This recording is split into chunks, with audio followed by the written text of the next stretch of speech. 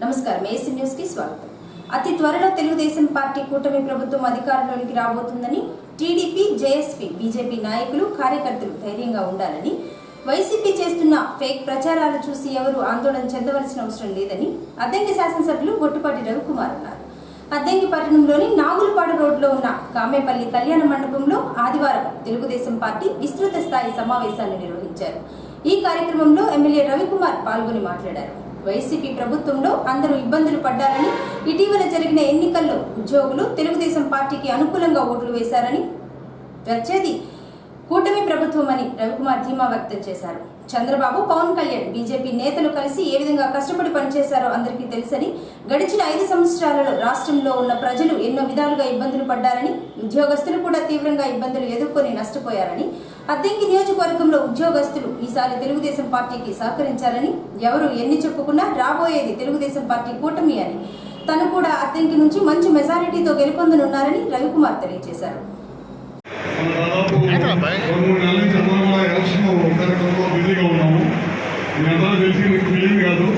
ఖచ్చితంగా అద్దె గురించి మంచి మెజార్టీతో తెలుస్తాం మనం తెలుగుదేశం పార్టీ.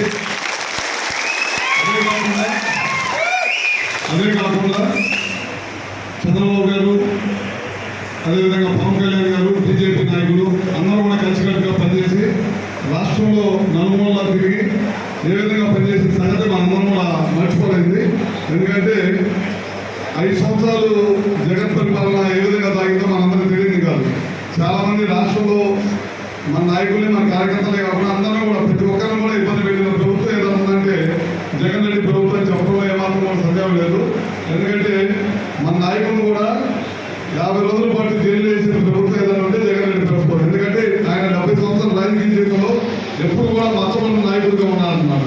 అదేవిధంగా పవన్ కళ్యాణ్ గారు వైజాగ్ వెళ్ళి ప్రజలు కలవడానికి అయితే హోటల్ నుంచి నాయకుడు చేసిన ప్రభుత్వం జగన్ రెడ్డి ప్రభుత్వం. ప్రతి ఒక్కరిని కూడా ఇబ్బంది పెట్టిన ప్రభుత్వం కనుక అన్ని విధాలా అందరూ కూడా పబ్లిక్ కానీ, ప్రజలు కానీ, మన కార్యకర్తలు కానీ, మన నాయకులు కానీ, అట్లనే జనసేనకు సంబంధించిన నాయకులు కానీ, బీజేపీ నాయకులు కానీ అందరూ కూడా కలిసిపెట్టి పనిచేశారు. అదేవిధంగా ఉద్యోగస్తులు కూడా చాలా ఇబ్బందికరమైన పరిస్థితులు లేని ప్రభుత్వం ఇది. ఉద్యోగస్తులు సపోర్ట్ కూడా చాలా పెద్ద ఎత్తున చేశారు. ఖచ్చితంగా రేపు ఎలక్షన్లో రేపు 4వ తారీఖు రిజల్ట్ రాబోతుంది. ఖచ్చితంగా మన కూటమి ప్రభుత్వం ఏర్పడింది. ఖచ్చితంగా చంద్రబాబు నాయుడు గారు ముఖ్యమంత్రి అవుతారని చెప్పి కూడా మన ఎలక్షన్లో నాతో పాటు ప్రతి ఒక్క కార్యకర్త ఏ విధంగా పనిచేశారో నాకు తెలియని విషయం కాదు. ఎందుకంటే నేను అద్దంకిలో అయితే దాదాపు 12-13 వార్డులు డోర్ టు డోర్ తిరిగాం. అందరం కూడా నాతో పాటు అందరూ కూడా మన వాళ్ళందరూ కూడా సాయంత్రం 5 నుంచి నాతో పాటు 10 తిరగడమే కాకుండా మళ్ళీ పనిచేశారు. గ్రామాల్లో కూడా చాలా పెద్ద ఎత్తున పనిచేశారు. అన్ని కాన్స్టిట్యూన్సీలు నలుమూలలో కూడా అందరూ తెలుగుదేశం పార్టీ అభిమానులు కానీ, కార్యకర్తలు కానీ ప్రతి ఒక్కరు కూడా పనిచేశారు. అదేవిధంగా బయట ఊళ్ళో ఉన్న వాళ్ళు కూడా అందరూ వచ్చి ఈసారి ఓటు వేయాలనే దానికోసం వచ్చి పనిచేసిన సంగతి కూడా మరవలేదు. అందరూ కూడా ఒకసారి పేరు పేరున నా ఉదయపూర్వక నమస్కారాలు తెలియజేయాలనే దానికోసమే వాళ్ళు ఇక్కడ పెట్టాం. మన రోజు సత్తమానులు పెట్టాం. అందరం కూడా కలిసాం. సత్తమానులు పనికోవడంలో ఓ రోజున పొచ్చిపడు, పొంగూరు మండలంలో ఉన్న నాయకులు అందరం కూడా కలిసాం. తర్వాత నేను కొద్దిగా శుభ్రంగా అటు ఇటు తిరుగుతూ ఉన్నాను. అందుకని మళ్ళీ వచ్చి మన అద్దెకి మనం టౌన్ కలవాలని అనుకున్నాము. అందుకని అందరం కలిసి ఒకసారి అందరూ కూడా పేరు పేరున నా ఉదయపూర్వక నమస్కారాలు తెలియజేసి వెళ్ళాలనే దానికోసం ఇవాళ ఈ మీటింగ్ పెడతాం అన్నమాట. ఖచ్చితంగా మన ఎవరు కూడా భయపడాల్సిన అవసరం లేదు. ధైర్యంగా ఉండండి. ఖచ్చితంగా కూటమి ప్రభుత్వం ఎట్టి పరిస్థితుల్లో వచ్చిందని చెప్పి కూడా సభాముఖంగా మీ అందరూ తెలియజేసుకుంటూ అందరూ కూడా సహకరించిన ప్రతి ఒక్కరు కూడా పేరు పేరున ఉదయపూర్వక నమస్కారాలు తెలియజేసుకుంటూ సెలవు తీసుకుంటున్నాను.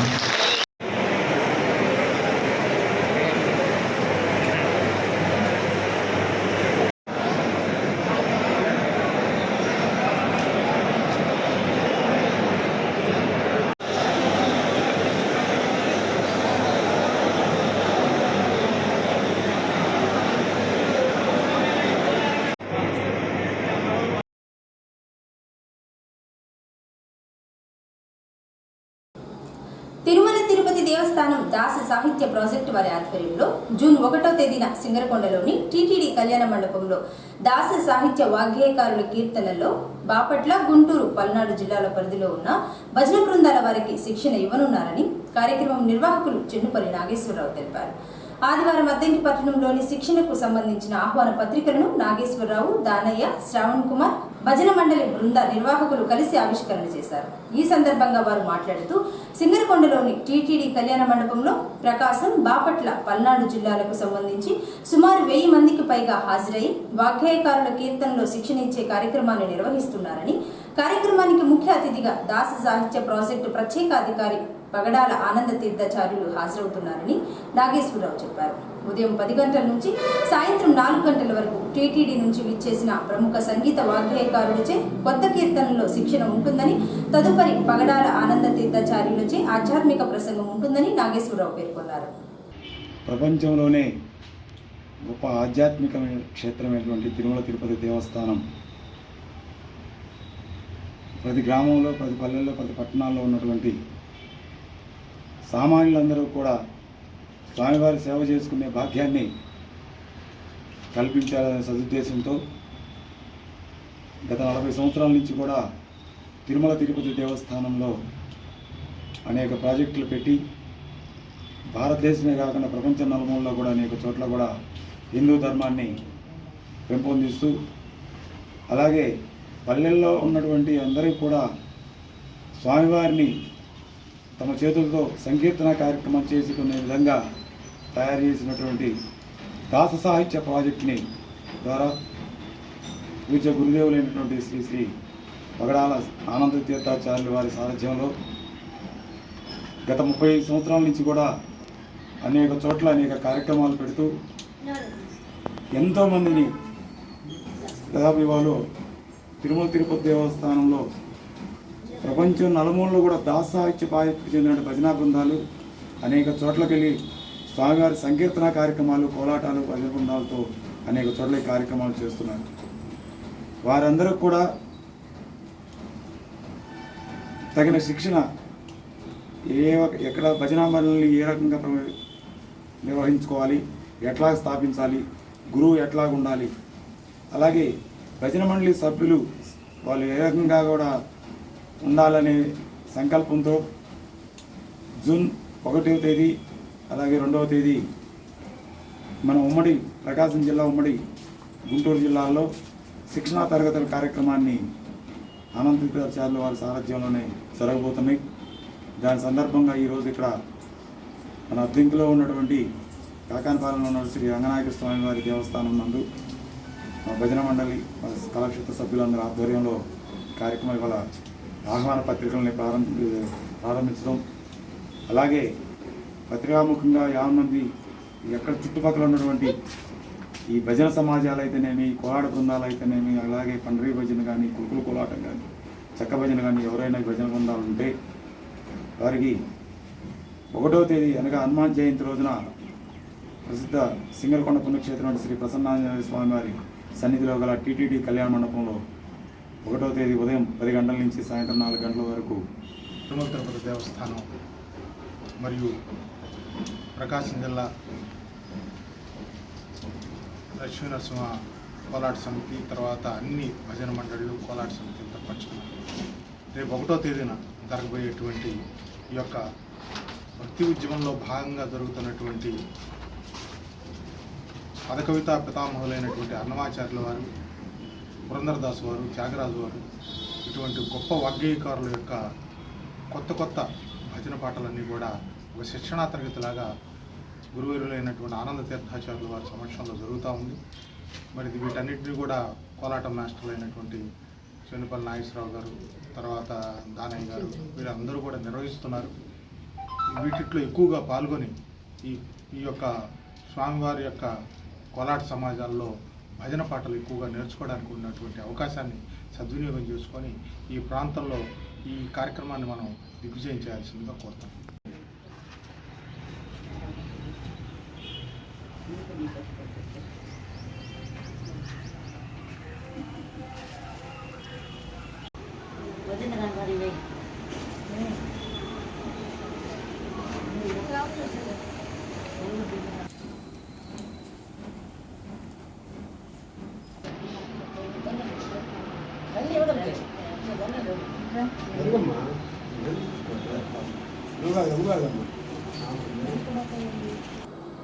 గుర్తు తెలియని వాహనం ఢీకొని ఒకరికి గాయాలైన సంఘటన ఆదివారం అద్దెంకి పట్టణంలోని రామ్నగర్లో చోటు చేసుకుంది.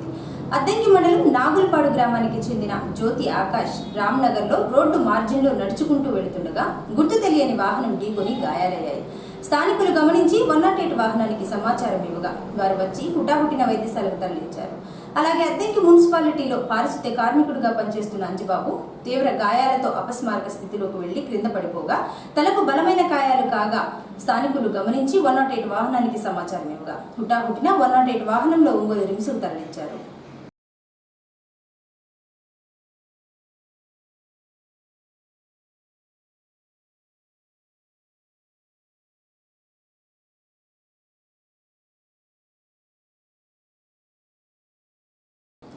శ్రీ శ్రీ గణపతి సచ్చిదానంద స్వామీజీ వారి 82వ జన్మదినోత్సవం సందర్భంగా ఆదివారం ధన్వంతరి దత్తుపాదుక క్షేత్రంలో ప్రత్యేక పూజా కార్యక్రమాలు జరిగాయి. ముందుగా దత్తాత్రేయ స్వామివారికి తైలాభిషేకం, విద్యాగణపతి స్వామివారికి విశేషార్చన నిర్వహించారు.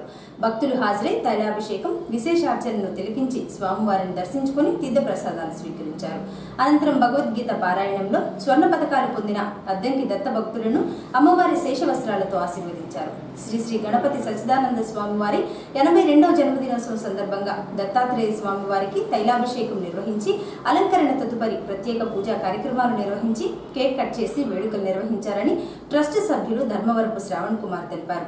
భక్తులు కూడా తైలాభిషేకం, పూజా కార్యక్రమాల్లో పాల్గొని తిలకించారని, ఈ సంవత్సరం భగవద్గీత పారాయణంలో 6గురికి స్వర్ణ పథకాలు రాగా వారందరినీ దేవాలయం తరపున సత్కరించుకోవడం జరిగిందన్నారు.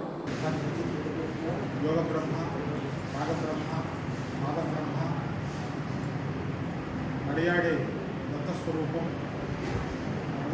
ఆంజనేయ స్వరూపం శ్రీ శ్రీ గణపతి సచ్చిదానంద స్వామీజీ వారి 82వ జన్మదిన వేడుకలు ప్రపంచ పరివ్యాప్తంగా ఉన్నటువంటి అన్ని దత్త క్షేత్రాల్లో, దత్తపాదుకా క్షేత్రాల్లో, దత్తగురు ఆశ్రమాల్లో ఇవాళ అంగరంగ వైభవంగా జరుగుతున్నటువంటి యొక్క శుభవేళ ప్రపంచానికి, మానవాళికి స్వామీజీ వారు ఇస్తున్నటువంటి సందేశాన్ని అశేష భక్త జనాలకు చేర్చాలనేటువంటి ఉద్దేశంతో అన్ని దత్తక్షేత్రాల్లో కూడా సామాజిక సేవా కార్యక్రమాలు మరియు వివిధ రకాలైనటువంటి హెల్త్ క్యాంపులు, రకరకాలైనటువంటి సేవా కార్యక్రమాలు నిర్వహిస్తున్నటువంటి భాగంగా మన అద్దంకి ధన్వంతరి దత్తపాదుక క్షేత్రంలో కూడా ఈరోజు పవిత్రమైనటువంటి దినం కావడం వల్ల ఉదయం శ్రీ ధన్వంతరి దత్తాత్రేయ స్వామి వారికి తైలాభిషేకం, అదేవిధంగా ఇవాళ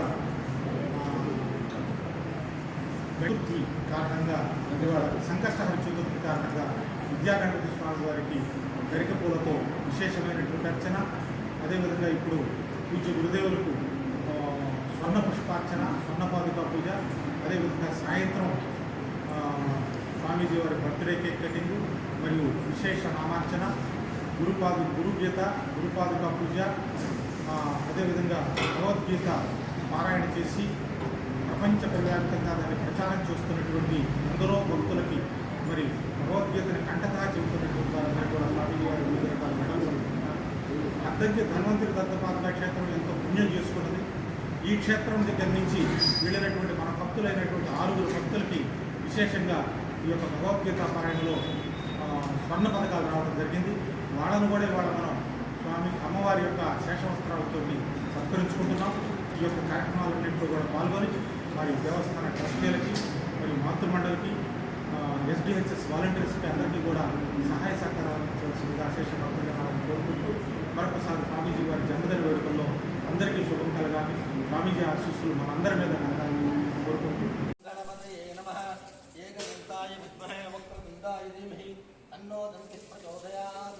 ఏకదంతం చ బృహత్తం పాశమంకుశధారిణం పదంచవృతం హస్తే ధ్యానం మూషికతుజం రక్తం లంబోదరం సూర్పుసుగన్నకం రక్తవాత్వం దక్షంయోరాపుణీమహే గాతుం యజ్ఞాయ గాతుం యజ్ఞపతయే దైవీ స్వస్తినః పునః స్వస్తిర్మానుషేభ్యః ఊర్ధ్వం దిగాదివేగం తన్నో అస్తు విపదే తం చతుష్పదే ఓం శాంతి శాంతి శాంతిః. ఓం సహస్రజీరుషా పురుషః సాక్షాత్తః విశ్వభూతాని త్రిపాదస్య మృతం దివి త్రిపాదోర్ధ్వోదయేత్ పురుషः పాదోస్యేహ భవాత్ పునః తతో విశ్వం చక్రామతో తస్మాత్ జ్ఞాతా జావయః యత్పురుషం జదదుః తద్దావ్యకల్పయన్ ముఖంతిమశ్యాకౌ బాహుకావురు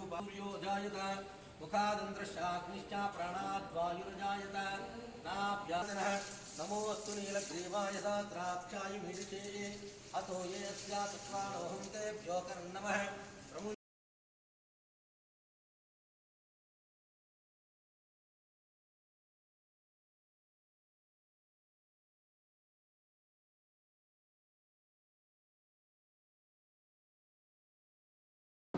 ఏసీ న్యూస్ ఇంతటితో సమాప్తం. నమస్కారం.